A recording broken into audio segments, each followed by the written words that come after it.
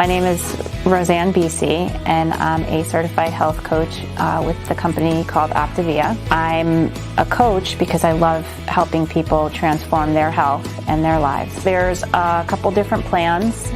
It's safe for a lot of different people and a lot of different ages and places in their lives. I have so many clients that have had such great success, and there's a portion of the program that is you get your health coach, you get the products, but you also get a community of people who are there. So we do Zooms every Monday night nationwide, and if people want to get more involved with other people on the same journey as them, then they can join in and have that kind of support. The website you can reach me at is sacredrosehealthandwellness.com, and you can email me from there, or you can book a virtual coaching session there where we can get your health assessment started and get you moving in the right direction.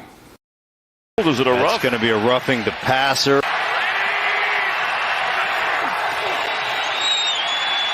The throw at the goal line. Caught by Christian Kirk. But there's no more time. And the Giants defense. No doubt exactly the way Brian Dable wrote that one up, right, Zay? Definitely, with all the penalties included. Well, good evening, everybody. Welcome to John About the G-Men, Joe McGuire and King Zay. Sean Scanlon, I think, got the Coves. He is down and out in Beverly Hills, so no Sean Scanlon tonight. And Jace was so wrong about everything he thought about this game. We kicked him off for tonight. They've been wrong about the whole season. Yeah, Giants 23-17. Daniel Jones clearly, dude had his best game of the season. Threw for over 200 yards, 100 yards on the ground, and scored the big touchdown. A couple of things that this dude did in this game that I was like, Barkley dancing around. He made room. And Barkley down to the 10. Not that. That was Saquon doing Saquon stuff. Daniel Jones keeps, and nothing yet. That was a good one, too. Blitzes on. Jones gets away with a lot of room. A first down. I mean, dude was straight balling. He was that there's no other way to explain it. 6-1 New York Giants. This is a good football team, and people are going to have to start dealing with that reality. That's just all I could say. Yeah, I completely agree. They haven't been getting much respect. Obviously, they came into this game as underdogs, which we all were scratching our heads on how a team that's 5-1 could be underdogs to a team that is now 2-5, but 2-4 coming into the contest. Even being away, it didn't seem like an underdog situation. And I'm going to be real, it's honestly shouldn't have been a game that was as close as it was. I felt they benefited from a couple of great calls at the end, I guess if you want to call it that on their end. They were great calls for them. I called them phantom calls because I didn't see holding on a couple of they called, I believe, defensive holding on the interception that the Giants had, that there was no holding on that play. So I mean, they did everything to keep them in the game, but the Giants still found a way to win it. So it's a good team, Joe. They continue to find ways to win. You've talked about it many times before that the biggest thing the Giants have to do is learn how to win, and for the last couple of weeks, they've been figuring out how to win many different ways from many different positions, whether it's from behind or whether it's leading. They're finding ways to get the job done in the past where they would have completely blown games or came out flat in the second half and just gave games away that they competed very hard in the first half. But they're actually, like I said, they're competing. They're playing full games, 48 minutes. I don't know. I'm flabbergasted. I'm honestly don't know how to explain this team because, again, we came into this situation thinking there's a rebuild. The team's a rebuild. What do we, this year should have been a throwaway. And we've completely flipped the script. And I think me, just like other people, other, sports indicate, they don't know what to say about the Giants. It's honestly baffling. Here's something I found really interesting with this game. Obviously, Saquon, not a great first half, right? Correct. The Giants finished the game with 39 carries for 236 yards. That's 6.1 yards per carry. Daniel Jones threw the ball 19 times for 30 yards, 19 out of 30 for 202 yards. There would have been under Joe Judge, if they couldn't have run that football in the first half, you know what they would have done? Daniel Jones would have ended up throwing about 45 passes in that game, and they would have lost it. Mm-hmm. They stayed with the run, and it took a while. Saquon eventually did what he does, went on a nice long run, set up Daniel Jones' short touchdown run.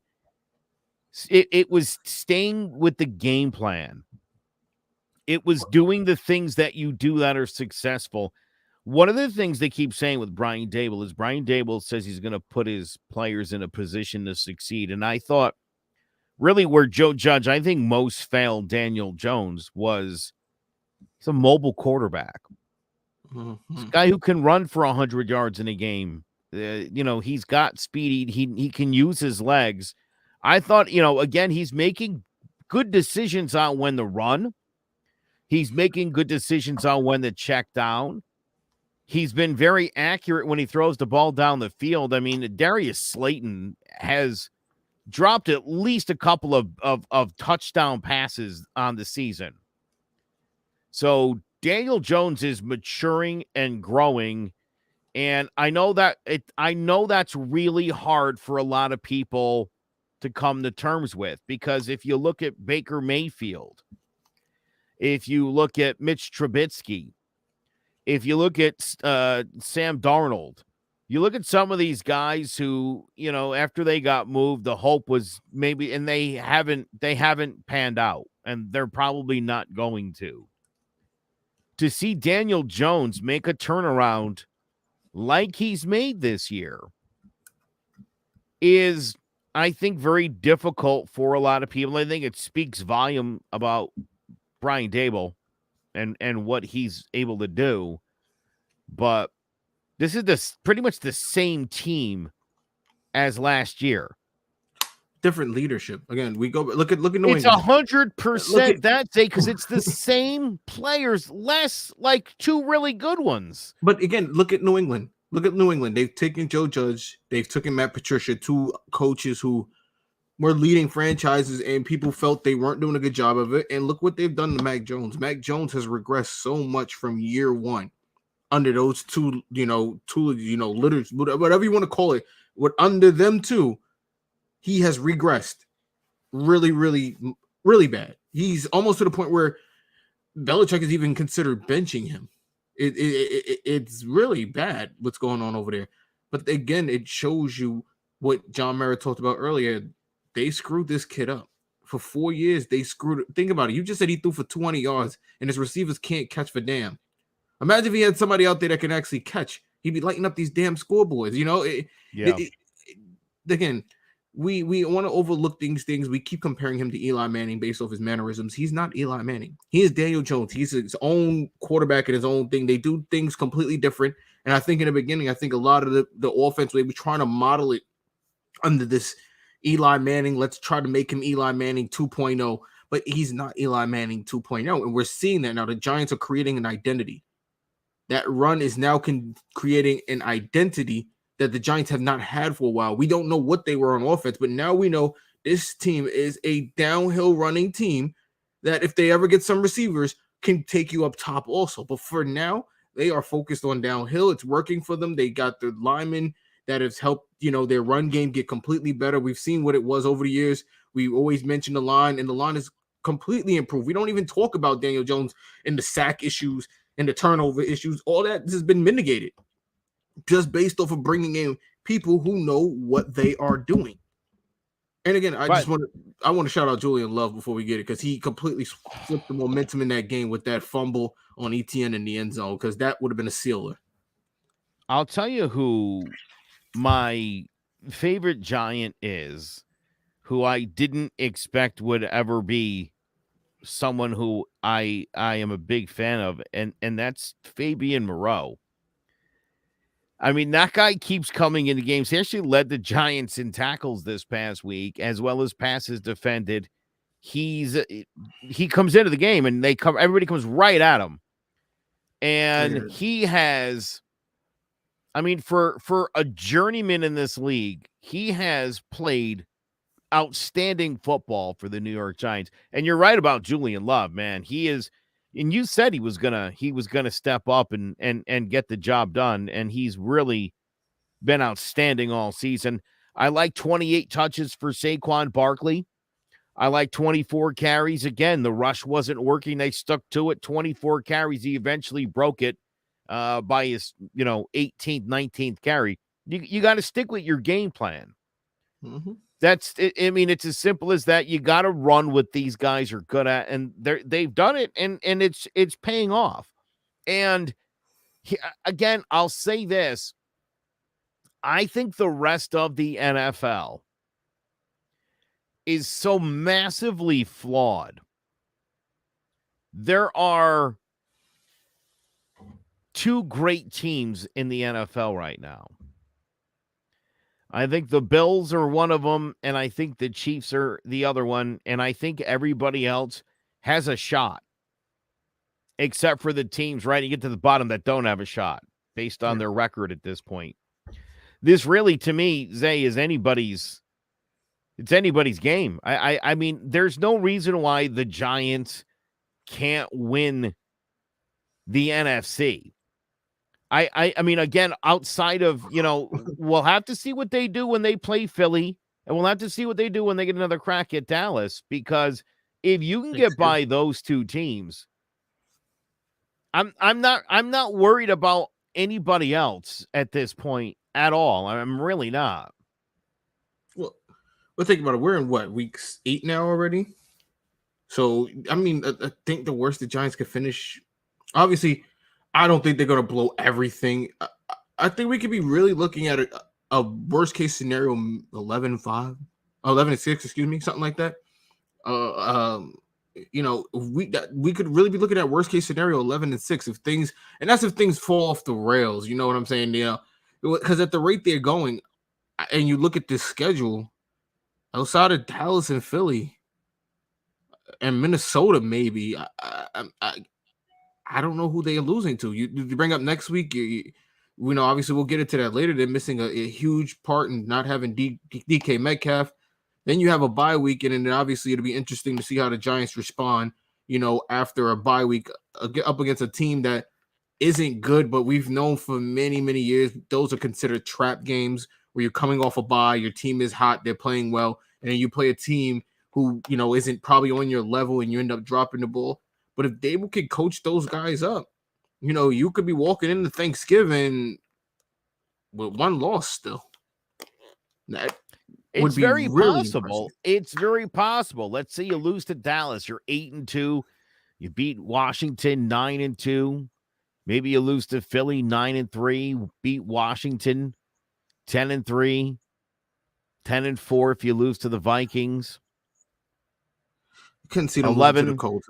11, yeah. I mean, I think 12-5. I think it is a realistic possibility. Now, listen.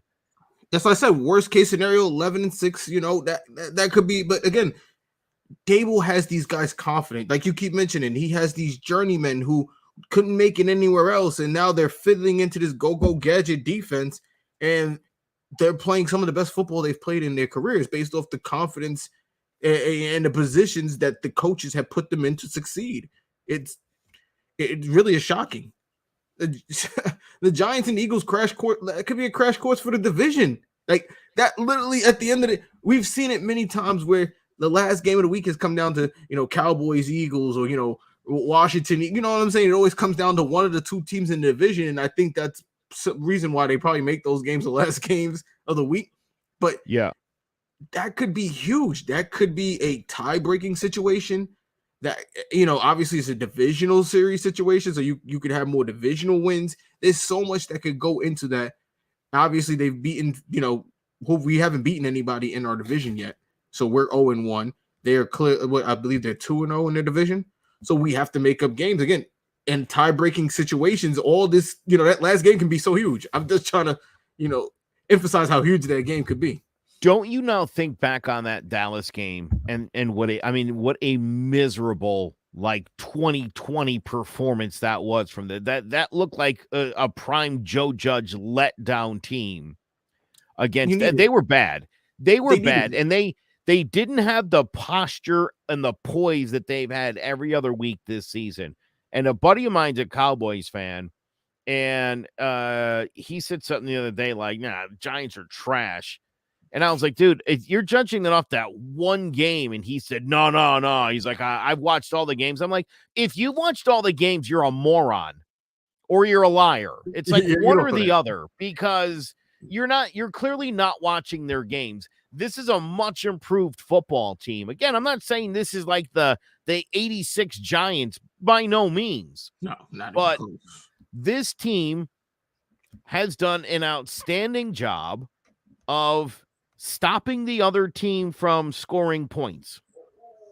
They're keeping them within 20 points a game. The teams are averaging about 20 points a game on the Giants. 20 to the Titans, 16 to the Panthers, the Cowboys 23, Bears 12, Packers 22, Ravens 20, Jaguars 17.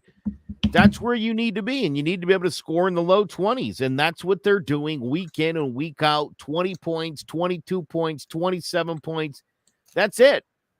Just enough to win these games. They've done a really good job of controlling the line of scrimmage.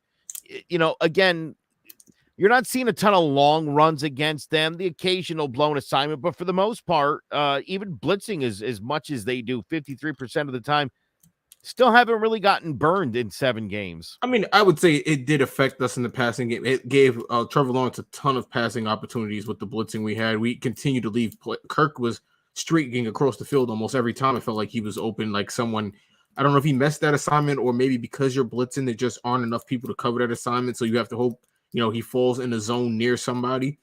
But again, like you said, when you're a blitzing defense, getting burnt that's going to happen to you. That's just that just comes with it. But again, to point out another thing, you talked about the linemen in the run game. The Giants haven't had a solid starting line play for them all year. When you look at the line, these guys are beat up, bang up. They just keep slipping guys in, and they haven't missed a beat. Yeah. I mean, obviously it slowed down a little bit in Jacksonville first half, but then it picked up in the second half. Obviously Neal went down, and then they fill in another guy. Bredesen goes down, put in another guy. It's just plug and play, and it's beautiful. It's like that wide receiver core and like the secondary. They're just popping any old buddy back there. I think that does speak to how well coached they are and how prepared these guys are, that second, third stringers are popping into games, and, couple of series, everybody's gelling and they're on their way. So, yeah, I mean, just another game too, dude, where I don't even understand it. Like, I sit there and I watch it and I think it's in the bag. I get it. Yeah, I didn't. I watched it in the fourth quarter and I was like, look, I literally watched that game and say, hey, we just got to get to the fourth quarter. It's still weird, dude. I can't. I forgot what it's like to feel confident in the Giants, and now every week I'm just like, oh yeah, no sweat. I completely agree. This has been such a great season. Yeah. All right. We'll take a quick break, and we're gonna come back, and we will do a preview of the New York Giants game against those tough Seattle Seahawks next. There's no bigger investment than home ownership. And to make sure the house is up to your standards, you need a professional to look it over. Brian Flanagan from Shamrock Home Inspections is a licensed home inspector and a member of the Connecticut Association of Home Inspectors. Brian was a contractor for over 15 years, so he knows how homes should be constructed and how mechanicals should work. What makes me a good home inspector was the 20 years that I was a home improvement person, doing all the different repairs that I have done and what other people have done wrong that I had to go out and fix. So I have a pretty quick eye on seeing what's right and what's wrong. Before you move, call Shamrock Home Inspections. Before you make the biggest investment of your life, call Brian Flanagan from Shamrock Home Inspections at 860-268-2566 or visit shamrockhomeinspectionct.com. All right. Giants and the Seahawks 425 game is in Seattle. Woo! The Seahawks are 4-3, America's and game of the week. this team has been odd. Geno Smith is straight up balling out right now. 11 touchdowns, 3 picks. He's been brilliant for this football team. Kenneth Walker III, who I had high hopes for in fantasy, is definitely starting to pay off. And the always dangerous Tyler Lockett. DK Metcalf, I think, is out of this game. Might be out for the season. Knee injury went down, carted off. I still haven't got an update on that, but it didn't look too good. Oh, I didn't realize it was that severe. I did, because he's on my fantasy. That's the problem. Okay. That's something I'll have to deal with later on tonight. But yeah, it was a non-contact injury too. Yeah. I don't know. That's the worst. Yeah, I don't know. That's the worst. And it's funny. I was just watching last night. I was watching him run down Buda Baker. I was watching that too. Yeah. Hilarious. This team's been outstanding so far this year. 4-3. They've had some weird games. They got blown out by the Niners. They were in a shootout with the Lions. They had the Saints. The Saints came back and beat them. Weird game against Arizona a couple weeks ago. And then somehow, some way, they beat the Chargers last week. And I think it's fair to ask this question before we talk about the Seahawks. How overrated are the Chargers and Justin Herbert? I'm serious, dude. I'm so tired of this guy. Dude. Throwing for 300 yards. He always throws a big pick. He gets sacked a lot. I don't know. He hasn't even been recently that good, obviously. He's had a rib injury that's been obviously holding him back. That's something, serious. We've seen what happened with Tyrod. Everybody's a little banged up. Yeah, but again, a rib injury with that medical staff, they almost killed Tyrod Taylor. So you gotta take a chance, take it easy on him. He hasn't obviously been the greatest this year. The Chargers have been completely an underwhelming team. I thought this was probably a team could be a lock for like maybe an AFC championship. The way, people were talking about them preseason, ESPN and everybody was just giving, Justin Herbert and them just such high praise, and they put up a bunch of numbers and they score, they put up a bunch of yards and they score these points. But again, that hasn't really amounted to much. And I think they're in a peculiar situation similar to the Seahawks, where I think they're sitting in this middle of the pack where, like, the NFL has some really good teams, and then the middle of the pack are just like these teams that could be good but play mediocre at times. And I think that's the dilemma you're running into. They're mixing it with these Atlanta Falcons, these Colts, the Seahawks, the Cardinals, these teams that, the Broncos, teams that should be really, really good but play very mediocre at times. So it's really hard to get a grasp upon the NFL of who's really, really good and who's really, really bad, because at the end, it's a week-to-week basis, Yeah. Obviously, outside of the consistency of the New York, Philly, and the Jets, everyone's been really up and down. Yeah. The Miami looked like they were going to win maybe the AFC East at one point. Then their quarterback goes down. Then the other quarterback goes down. Now they're sitting at 3-3 in the middle of the pack, or 3-4, whatever they are, and they look lost. So again, this is a really messy season, and I don't understand why. I guess maybe teams fail to realize their situation in the offseason, similar to maybe the Packers, who I don't know what they were looking at receiver-wise in the offseason and on draft night, but they decided not to grab a receiver. And then you look at New England. I mean, you look at, not New England, the Broncos. I mean, my God, the Buccaneers and Tom Brady over there. And I guess they felt maybe if they had Brady, they can win. But you lost a lot of guys on defense. You lost a lot of guys on offense. Chris Godwin hasn't beat Chris Godwin since his injury. I haven't even seen him all year. I haven't even heard from him. Well, how about there's a lot of mediocre. As good as the Bills are, the Bills have the exact same problem they had last season. The exact same problem. So, again, you mentioned Green Bay. Like, there's a lot of teams that are really flawed, and it's showing up in a really big way. I mean, look at the Colts. My God, since Andrew Luck, it's been one QB after another. Matt Ryan to the bench now. But they're It's supposed to be one quarterback away. Yeah. They're supposed to be a quarterback away, and they're not. Just like the Broncos, a quarterback away. That's all we heard. Oh, get straight for Russell Wilson. They're a quarterback away. Mediocre. The mediocrity in the league this year has been ridiculous. And again, I think it's to what you said. Owners, GMs, they get complacent. I guess they feel that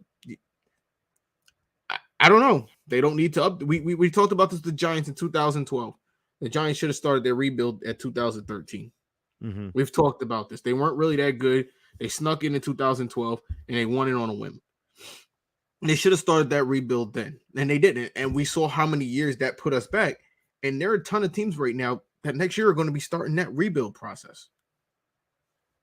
I mean, again, what are you doing if you're the Packers? What are you doing if Aaron Rodgers leaves? Who's your heir apparent? Jordan Love, the guy who gets no reps? Yep. There are a lot of teams that need to look themselves in the mirror and realize you're not what you used to be 5-6 years ago. You need to start rebuilding and retooling. It's just... All right. Let's talk about this football game. Seattle's actually scoring 26 a game. So the Giants are going to have to tighten up, only giving up 18.6. They're going to have to lock them down.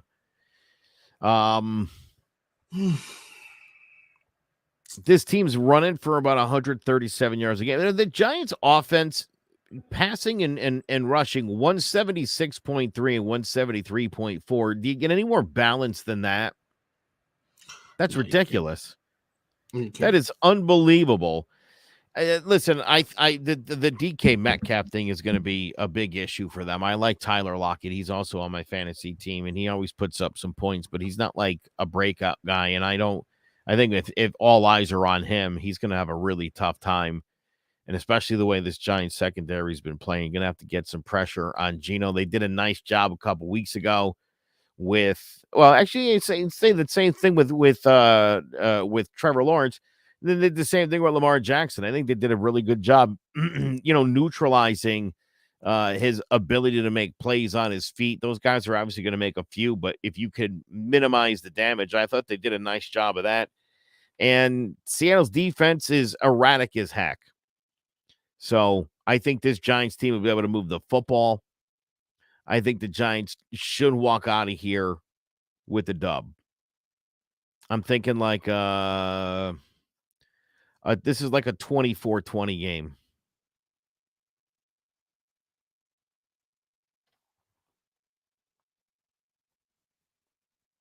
As long as it's a W, I'm absolutely fine with it. I completely want a W, but again, the best thing the Giants have done all year has been taking team's best player, isolating that player, and basically shutting them down.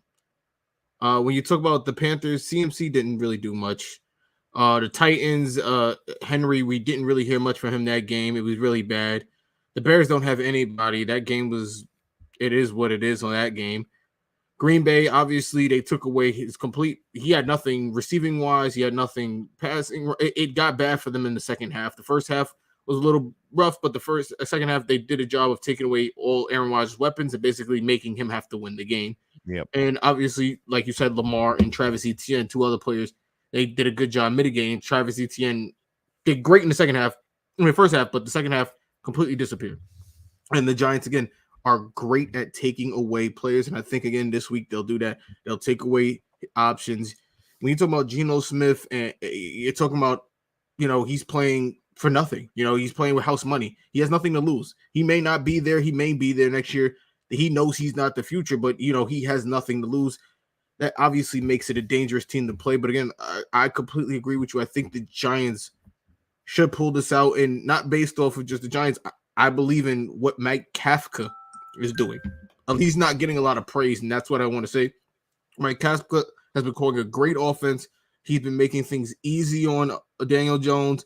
Obviously, Daniel Jones doesn't have the weapons. He's realized that, and he's made Daniel Jones more successful finding ways to get the ball to playmakers without Daniel Jones having to put the ball 45 yards, 50 yards down the field in the air. And again, kudos to Mike Kafka for that. And I think he is the key to the Giants winning, because I think they'll shut them down defensively. It's if they can score, which is always the question every week for the Giants. But again, should be an easy win for them.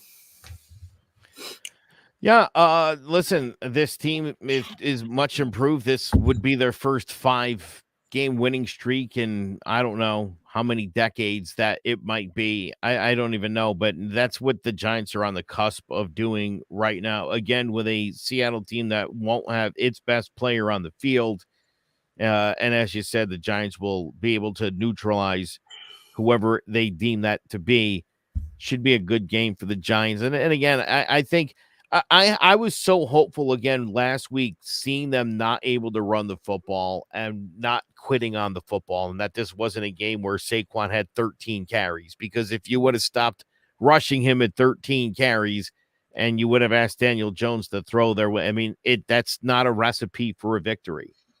Not that he's a bad thrower. He has no receiver. No, again, right? Clear. I mean, but you think, I mean, listen, and I think we've said this before. Look, if anybody's throwing the ball 45 times in a game, it's not your best day, right? You're probably unless you're Joe Burrow, but otherwise, yeah. I mean, that's typically you're behind. I don't think that's a good spot to be in. And again, well, listen, a lot of the times that's what the Giants did. You abandoned the run. And you're asking Daniel Jones to throw the ball 40, 45 times. And yeah, I mean, the other team's sitting back.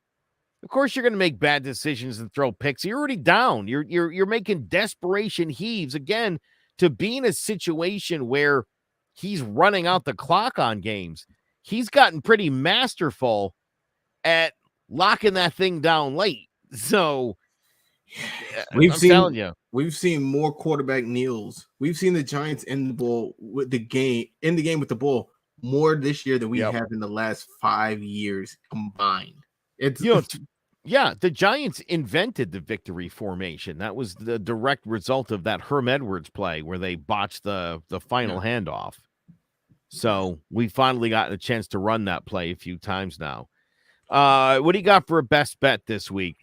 I didn't even get a chance to look at this. I think the obvious one. I think I'm going to do it again.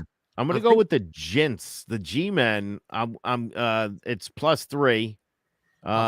Easy though. You know what? I want the Eagles upset. I want them to be upset. I want it so bad, but here's what's going to happen too. When the Eagles lose, it's going to be like one of those like 31-9 losses where like the wheels came off the bus. It's not going to be like a last second. It'll be the day they make Jalen Hurts actually have to throw the ball. Yeah. Because I don't care what anyone says. Jalen Hurts, he was benched for Tua. Well, listen, again, if you're the Eagles, right, you don't want Jalen Hurts throwing the ball 30, 35, 40 times. If you're doing that you're begging to lose a football game. Apparently, Sirianni doesn't want him to throw it 11 times. The man has 6 touchdowns on the year. Yeah. And Daniel Jones has all that with no receivers, and he's got 2 really good receivers. So imagine that. Yeah, he's not a really great quarterback, but he's suiting the needs, and they're getting the dubs, and at the end of the day, it's all that matters. Give me the Steelers. All that matters. +10.5. Give me the Steelers. +10.5. You're taking the Steelers and the 10.5. I know, honestly, I know it's a trap game. They putting it like that because they expect Philly to blow them out. Something about this coming off a bye. Give me +10.5. All right.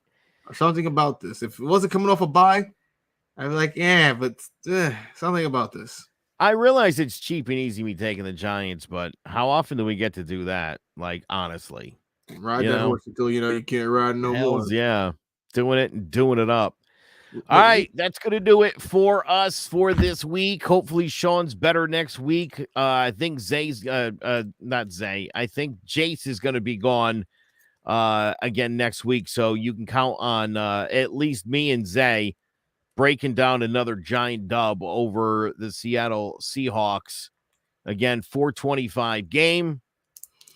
Go Giants. Make sure you visit clevercrestmedia.com/John About the G-Men. And make sure you follow us on social media, John About the G-Men. That's it for this week. See you next time. Blitzes on. Jones gets away with a lot of room. A first down.